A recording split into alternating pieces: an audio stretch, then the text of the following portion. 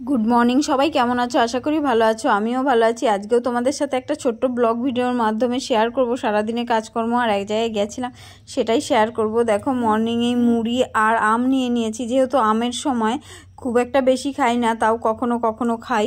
দেখো এই দিকে মেয়ের চলছে দুষ্টুমি, বাবলস তৈরি করছে হ্যান্ড ওয়াশ নিয়ে।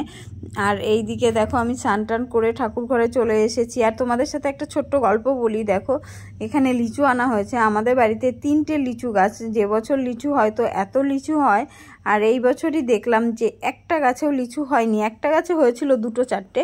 একদিন দেখলাম হনুমান এসে বসে বসে ছিঁড়ে ছিঁড়ে খাচ্ছে। গাছের সামনে গিয়ে যেহেতু দেখিনি, লিচুর ফুলই দেখা যায়নি, 1-2 হয়তো হয়েছিল ওপরে।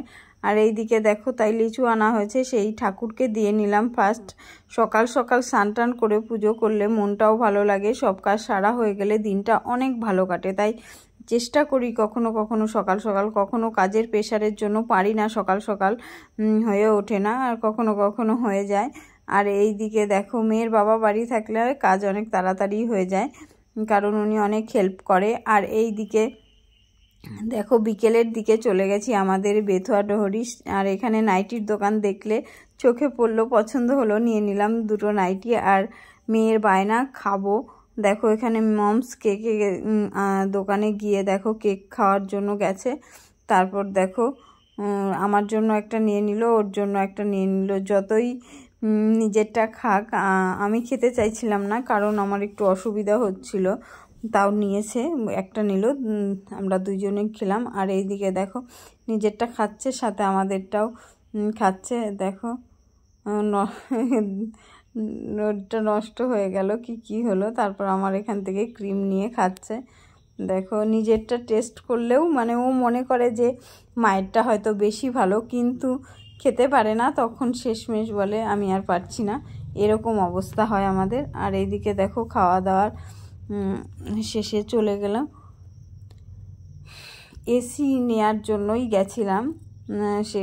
আর বাকি সব গিয়ে এটা ওটা যা ইচ্ছা হলো তাই কিনলাম আর খাওয়া দাওয়া করলাম একটু। তাই দেখো এখানে চলে এসেছি এসির দোকানে, যেহেতু প্রচুর গরম, আগের বছরই নেওয়ার কথা ছিল, তারপর ঠান্ডা চলে আসলো আর নেওয়া হয়নি।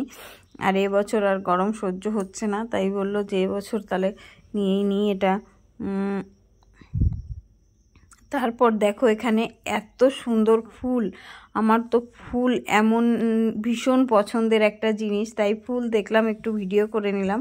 আর এই দিকে দেখো বিরিয়ানির দোকানে গেছি, যেহেতু রাতের ডিনারটা সেরেই আসবো, কিন্তু এমনই আমাদের ট্রেনে যেহেতু গেছি, ট্রেনের টাইম হয়ে গেছে, বিরিয়ানি আর খাওয়ার মতো পরিস্থিতি হয়নি, সবাই খাচ্ছে সেটাই। আর এই দিকে দেখো বিরিয়ানি নিয়ে বাড়ি ফিরছি, কারণ খেতে গেলে ট্রেন পাবো না। তাও দেখো 2-3 মিনিট আগেই পৌঁছেছি, বেশি দূরে না, আমাদের বাড়ির কাছেই। দেখো তারপর ট্রেনে করে এখানে বাড়ি ফিরছি। জীবনে কিছু কিছু সময় থাকে খুবই সুন্দর, যেগুলো মনের খাতায় লিখে রাখার মতো। খারাপ সময়ও আসে, তাই বলে কি জীবনে হার মেনে যাবে? যে কোনো পরিস্থিতিতে খারাপ ভালো তো থাকবেই, খারাপ ভালো জীবনের একটা অংশ। যেরকম রাতের পরে অন্ধকার আসে, সেরকম দুঃখর পরে যদি সুখ না আসে, তাহলে মানুষ দুঃখের মর্ম কখনোই বুঝতো না। তাই জীবনে সবসময় ওঠা নামা আসতেই থাকবে, কোনো পরিস্থিতিতেই মানুষকে ভেঙে পড়া উচিত না। মানুষ সব সময় সব পরিস্থিতি সমান যায় না, কখনো ভালো কখনো মন্দ, এইভাবেই মানুষের জীবন কাটে। দেখো তাই এখানে রাতের ডিনারে যেইটুকু আমার জানা সেইটুকুই আমি শেয়ার করলাম।